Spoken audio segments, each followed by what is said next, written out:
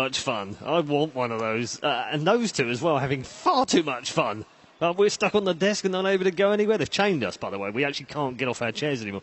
Brilliant. Great scenes down there. And Jeremy, again, like I said, I've given him props already. He's super old school. He's like Necrolite and Leviathan. Yeah, using even the old words. Well done. Like that a lot. Brilliant, though. And, great to catch up with him on the show yesterday. We're going to look forward to today, of course. And we're waiting for the horn now to signal the start of the day and get into our first game, which will be EG versus Complexity. So we've still got a little bit of time about... I really haven't put you guys on the spot too much. I've given Seb a hard time, obviously, but other than that, haven't really put you under the microscope about who is going to win. Really make a commitment now about who is going to win this tournament. I'm going to start with Winter because he's looking at me with that evil eye of his saying, I already know who's going to win this tournament. It's a secret. Oh, okay. Well, don't tell me then. Yeah, I'm actually going to say LGD. I was thinking EG Secret before coming here, but LGD has looked really strong until they played against Empire, but I also think Empire played really good against them. Despite that, they won. They held really well in the first game, so I think LGD... Sign of a champion, isn't it? When you play a team that actually are playing better than you are and you still manage to somehow eke out a series win. Exactly. Okay, very interesting. It's really tough for me to choose between EG or Secret, but... I'd like to see them play today, but one of those two. I think they're gonna beat LGD. Do you want me to give you like an easy way out by saying you can make your choice tomorrow after you've seen them both play today? If you could, it would make it up for yesterday. That would make it up? Yeah. Can we be best buddies again? Yeah, we can. Yeah? Okay, let's do that then. All right. Get a pass today, Seb. Great. Malini doesn't know. I like Secret. I was talking to someone on the bus, and they said that they didn't ban out Last Track versus LGD just to see what happened. Okay. And it happened, right? It happened, right? Like you do, you know. I mean, I think that they're still like experimenting a little bit in the group stage because they feel that confident that they're going to end up on top of the group stage anyways. And that says a lot to me about how they feel about this whole thing. And they're not afraid to go outside the box. We've seen a lot of standard play from a lot of the teams.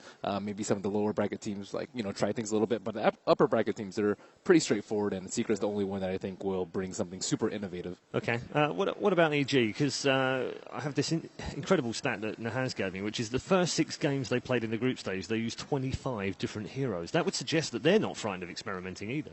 I like EG a lot, too. I think EG is probably the team that can give Secret the biggest run for their money. In the last few times that we've seen them match up, ESL and I think it was Dota Pit, it's been very, very close matches. And I think EG knows Secret the best out of any team. Yeah, but interesting when we spoke to them before the tournament as well, and they were asked, who do you look at, who you keep an eye on, what sort of strategies are you looking at and picks and what have you, and they were like, no one really, but we'll kind of look at what EG do in the other group, and I think that's almost the ultimate compliment for them, really. Definitely, and EG was very special to play. So they're just, they're chill. I'm glad that you were the first person to bring up techies, because then I didn't get any more hate for it. I love playing techies, by the way. Me too. Yeah, I just hate playing against them. It's going to happen today. It has to happen. Do you think? Yeah, I was going to, because there's a few that we saw in groups that we haven't seen yet on day one, and not that surprising perhaps because we've got this kind of gyro dazzle tusk thing going on, and that seems to be pretty popular right now. But what else is out there? What else do you expect to see today? Besides techies, I think, as you said, very innovative picks or ways to play from both Secret and EG. They asked, it was Ferrari maybe in an interview. They were asking him about Secret and EG, and he was like, they have their very own play style. They just push out the lanes all the time. They pressure you. Yeah. It's their own play style and vision of the game. So what we're going to see today is going to be very different from what we saw yesterday in terms of strategies. Okay, Winter, what about the Shrek? Is it just too dangerous for any of these teams to let that through today?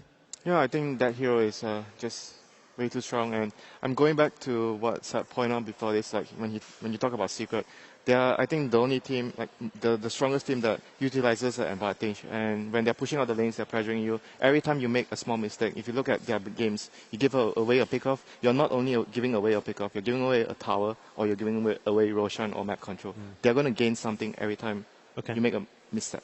Right. All agreed? I agree that I think they're really good at using their advantage. But what I'm looking forward to today is the lower bracket games, that we might see something new there as well. Obviously, in the winner bracket, we are going to expect that, seeing Secret come out. But in the lower bracket, they're now in the best of threes. They don't have best of one pressure anymore. Yeah, absolutely right. Empire, Phoenix, and Cloud9 versus Vici Gaming. And Cloud9 meeting VG again on that road. I mean, it would have been Navi or Fiji, and either way around, it's kind of the same thing that happened last time, and one of them is looking for revenge. How do you see that one panning out? It's the last game of the day. Oh, I think that could be one to look forward to, actually. I think C9 and VG is very hard to predict, but it's always spectacular seeing C9 play. I think they need to recover well from yesterday, though. Yeah. Is it, Malini, is it a good matchup for C9, bearing in mind that they can be a bit random, be a bit crazy with stuff, and does that kind of hurt VG? Maybe they don't like playing against. Yeah, I think it's actually a really good matchup for Cloud9. As we saw in day one, they actually looked really strong. They almost beat LGD in their opening match, and he did go for the Desolate. Hit 5-6 times. Yeah, might actually be enough. So Clock or Tusk could set him up for now. When Fear gets another item, I think only Tusk is. I'm just liking the approach right now of Complexity. They don't want to drag this game out. Don't give EG space. Get Desolator, push up, and look for the victory. Maybe now around next Roshan, way to go, and just keep... they seem to have a real solid plan. I know talking to a couple of Complexity guys before this game actually happened, they were saying, you know what, we're not really too scared of EG. We come in here, we know what we want to do, we know how we can achieve it, and it should be a 2-0 to Complexity if they do things the way they plan to do them. And right now, the plan's working for Complexity very, very well. Absolutely. 8 for 3.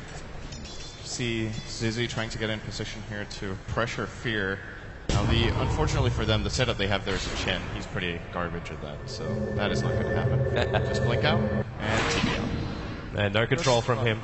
Where do you want to go with Swindermelons for his next item? So we're looking at the Aghanim Scepter right now. He's sitting on 3.3k gold on the Queen of Pain. Is this when you look for that control you're searching for? Like, Orchid obviously won't be as effective, but you can go for something more like a Hex. I think Hex or BKB are the good choices here. BKB will allow him to ignore the song, or more importantly, not just get blown up by Sand King Lina if he wants to go for an aggressive engage.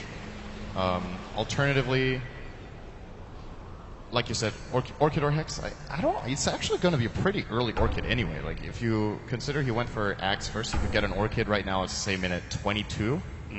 That would still be before Fear's Manta time, quite a bit before even. Especially when Fear bought the full Vlad, so yeah, you're right, delays it up a lot. It's worth considering. I think Hex is probably the more stable choice because Manta will be coming out inevitably. Like, it's an inevitable pickup here for Fear as the next item. I'd say Hex probably the absolute best here, and then they have to try to rely on not getting caught out with the Quap, which, they have two really good engagers in Tusk and Clockwork to set her up instead, and if they give her the Aegis again, she's actually safe even without a BKB.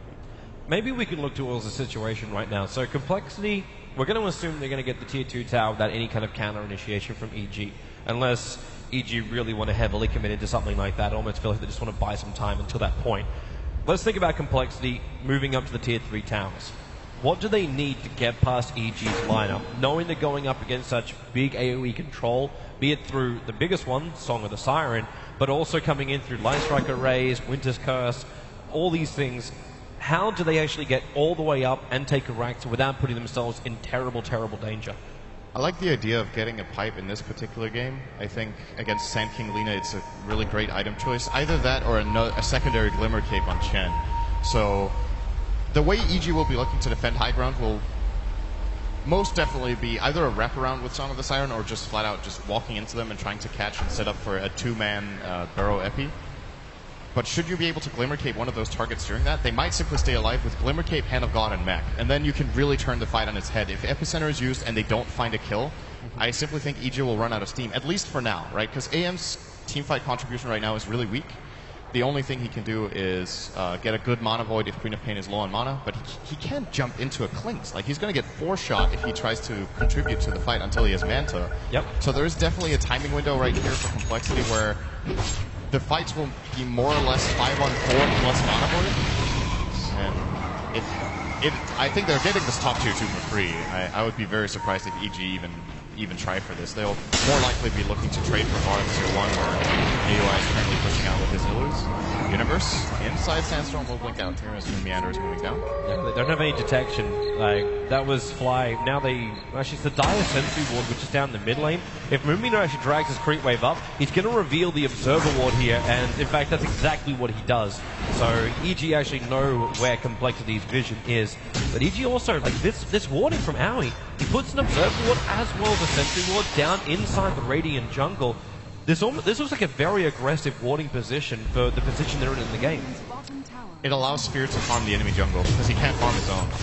So, generally this is what you want to do when you're under this much pressure, is you will always see the leading team try to invade the enemy jungle and shut them down entirely. And then the logical play is just, well, okay, if they're committing so hard into our jungle, we can just trade, right? You just take theirs and it becomes an even trade after all. And everything for EG right now, if they can get an even trade in the next 10 minutes, that's what they're looking for. I think it's ambitious trying to win the next 10 minutes. But should Fear get a Manta and another item after that? Nice hook shot down, catching out PPD. The Colt's burning, also at the Arctic burn up. So able to run himself away. Meander right behind him, PPD, the TP out, the battery is full. If he kept walking, he might have been able to reach. But the TP out in time will be saving the Winter Wyvern. And PPD relied on the fact that it looked like Moon Meander just simply didn't follow him, so he took the chance for the TP. If he would have seen Moon Meander following him there, he wouldn't even have tried the TP. Bottom lane, they play Ring a Rosie. There goes your dust from Universe. At least reveals him, and then Song of the Siren from I.M.O. And will TP out. Universe will also get out. And Animage's overstate is welcome. So in fact, he just creep skips a little bit behind the tier 1 tower of mid, and then moves up to the Ancient Sphere. Moving quite nicely. He's managed to get at least 4 or 5 camps as they put those wards down. This is how EG wants to and needs to play right now. He's trying to maybe backdoor the top tier 1 a bit here. No, he's going to try to cut the wave, but it's going to take a little while before it arrives.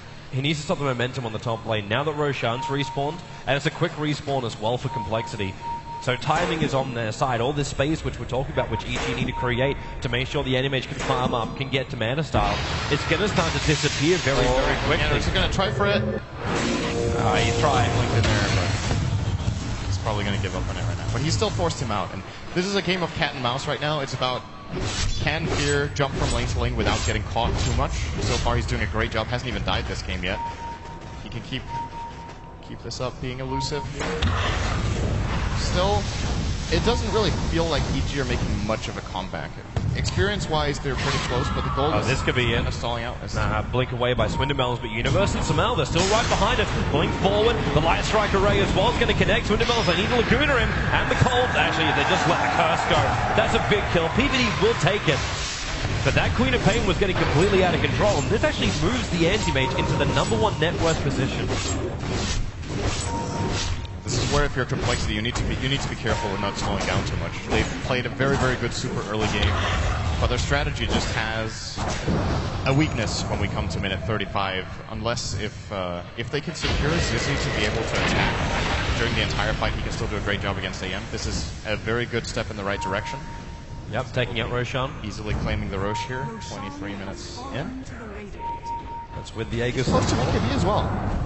I wonder if he's going to go for a crest actually after that, or if he just keeps him down here. But BKB, I agree with him. You almost look at Complexity's point of this game right now, and I don't think he wants to plan for another item after this. Like, get the BKB, push up and take a Rax. The only reason you're getting another item is because you're looking to prepare yourself to go in again on EG's base. If they waited any longer, like you said, 35 minutes being a big mark, they kind of have to go sometime soon. Sumail also have to be careful when Fly's moving around that close. He's got Blink Dagger as well as the Glimmer Cape. And we were wondering what Swindle was going to go for. It's going to be an Octarine 4. This looks right now.